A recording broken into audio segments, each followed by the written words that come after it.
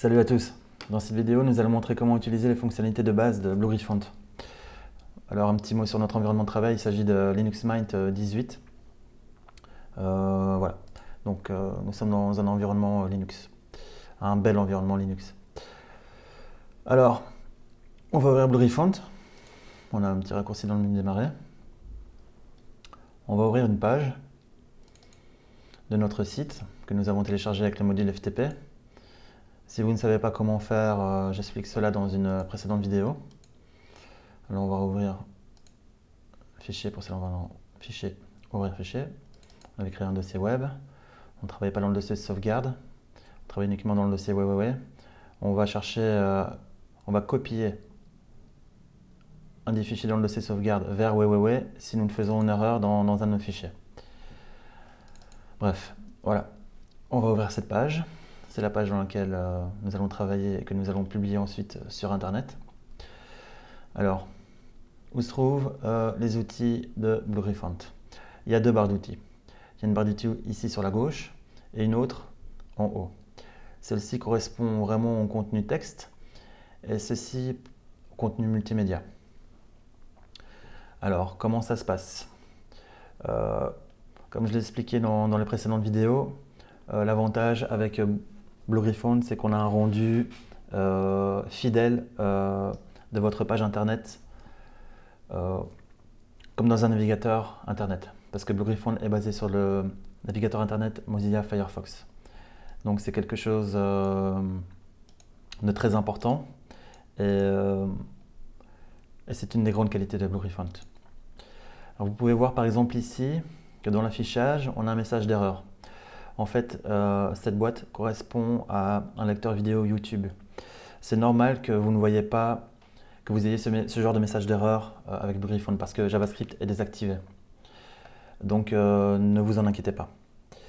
Une autre chose que vous devez vous assurer, c'est de ne pas avoir ouvert d'autres éditeurs HTML en même temps et avec le même fichier ouvert dans cet éditeur. Parce que les modifications peuvent s'écraser les unes les autres et rendre obsolète parfois des heures de travail. Donc, nous allons commencer par modifier un peu de texte, des modifications simples. On va sélectionner ce mot par exemple. Pour le sélectionner, j'ai simplement double-cliqué dessus. Vous pouvez aussi glisser votre curseur.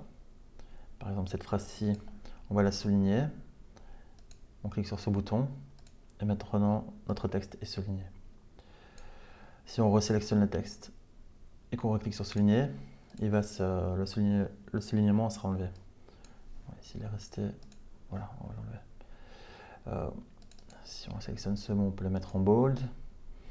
On va laisser du souligné pour voir un peu la modification en ligne par la suite. On va le remettre en souligné ici en italique. On va créer une liste par exemple. Liste. Voilà. Et on va sélectionner ce texte. Et on va cliquer ici sur la liste à puces. Et directement, il va nous en créer une liste. Et si on crée ici une autre liste, on peut en faire une liste ordonnée. Voilà. Bon, on a fait quelques modifications de texte de base. On enregistre. Très important d'enregistrer avant de publier. Parfois, on peut simplement l'oublier. On se demande pourquoi les modifications ne sont pas en ligne.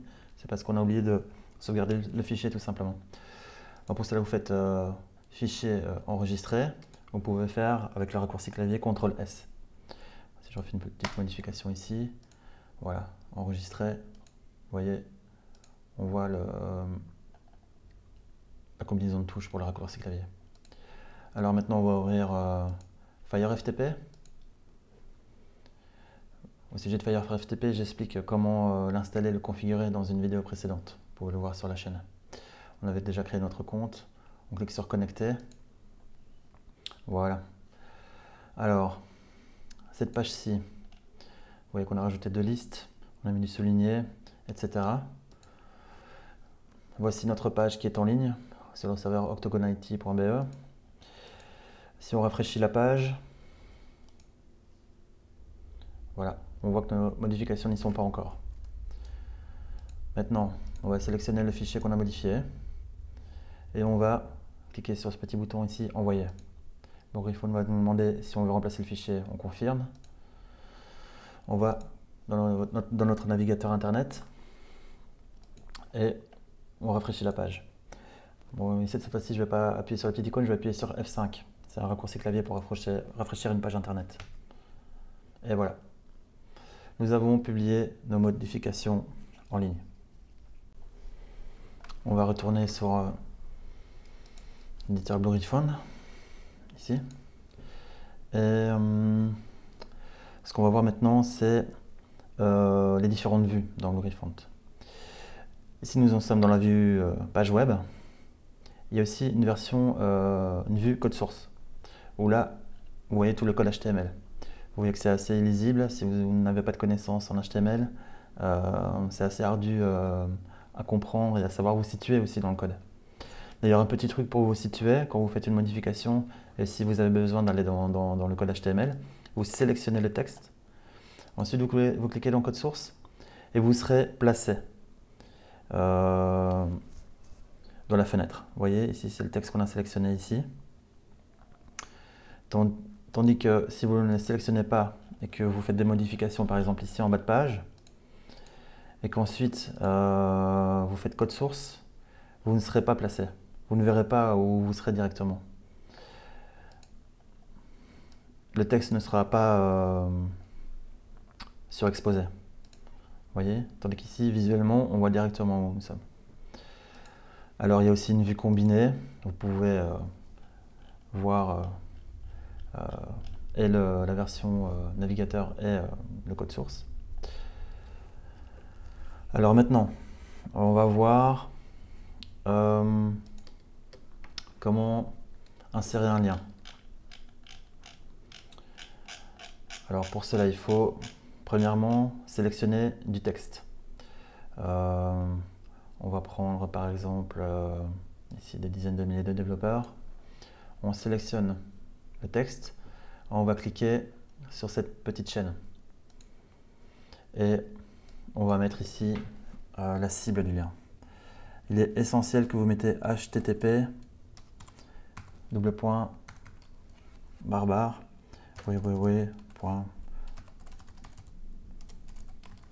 Voilà, ça ce sera notre cible. On peut définir un titre. On va mettre voilà, octagonIT.be. Et on peut définir si le lien s'ouvre dans la même fenêtre ou dans une nouvelle fenêtre. À vrai dire, ce n'est pas une nouvelle fenêtre, c'est un nouvel onglet. On va faire dans une nouvelle fenêtre. Normalement, on ne fait pas de nouvelle fenêtre parce que c'est un lien interne au site web. Par contre, si ici c'était le site de Wikipédia, il faudrait que ce soit dans une nouvelle fenêtre. Obligatoirement parce que c'est un site différent que le site dans lequel on travaille. On clique sur OK. Donc on enregistre. On publie. On remplace. On rafraîchit. F5. Vous pouvez aussi forcer le rafraîchissement en faisant CTRL F5. Alors on voit que voilà, ici notre lien est maintenant visible. Si nous cliquons dessus, voilà, la page s'ouvre dans un nouvel onglet. Alors maintenant, nous allons voir comment insérer une image, ce qui est évidemment très utile lorsqu'on veut éditer une page web, voire indispensable bien sûr. Alors pour cela, on va retourner dans BlueGriffon. Ce qu'on va faire, c'est qu'on va copier une image préexistante et ensuite nous allons modifier la source de l'image. On va prendre cette image-ci. On voit qu'elle est sélectionnée parce qu'il y a les poignées tout autour. Alors on la copie, raccourci clavier CTRL-C. On va la copier voilà, ici. On la colle, CTRL-V. On va aller voir le code HTML. Ça, c'est indispensable pour insérer une image, il faut aller dans le code HTML. Alors ici, je vais rendre le code HTML un peu plus clair. Voici notre image. C'est la balise IMG. On voit qu'il y a un attribut source. En fait, c'est le chemin de l'image et le nom de l'image. Nous, ce qu'on va faire, c'est qu'on va modifier le nom de l'image et donc changer l'image. On ne va pas changer le chemin reste le même. Image slash, on n'y touche pas. Pourquoi? Bon, ça, c'est le fichier sur lequel nous travaillons. Ça correspond à ce dossier-ci, en fait. Image, et il va chercher, d'ailleurs, voici notre image de Linus Torvald. Il va chercher simplement dans le dossier image. Alors, moi, j'ai une petite image ici. On va la copier. Voilà. Je vais faire F2 deux fois, comme ça je sélectionne le nom du fichier. En retournant Blurry Font, on sélectionne le nom de l'image, on ne touche pas au chemin ici, image slash, on colle, on enregistre, on regarde le résultat dans le WYSIWYG et voici notre image insérée dans le texte. Ce que nous allons faire maintenant, c'est que nous allons publier cette image. Alors, on va dans Fire FTP. Voici le fichier sur lequel nous travaillons. On le pousse en ligne, on remplace.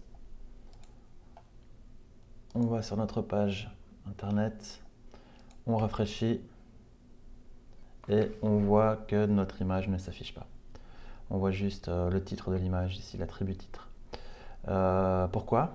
Parce que nous avons oublié de pousser aussi l'image, qui est un fichier différent du fichier HTML, dans lequel nous avons simplement uniquement modifié le code. Voilà. C'est un exemple pour vous montrer qu'il ne faut pas oublier de pousser l'image. Voilà notre image.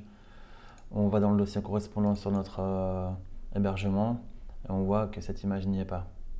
Voilà. Alors on la publie. On l'envoie, la voici maintenant. On retourne dans notre page web, on rafraîchit F5 et la voici. Voilà, nous avons publié notre image en ligne. Je vais vous montrer une dernière petite chose. Alors pour créer un nouveau paragraphe, il vous suffit d'appuyer sur Enter. Donc on peut mettre du texte, voilà. Et tout simplement, pour que vous puissiez créer un nouveau paragraphe, vous appuyez sur Enter. Voilà, ce sera tout pour cette vidéo et je vous dis à bientôt.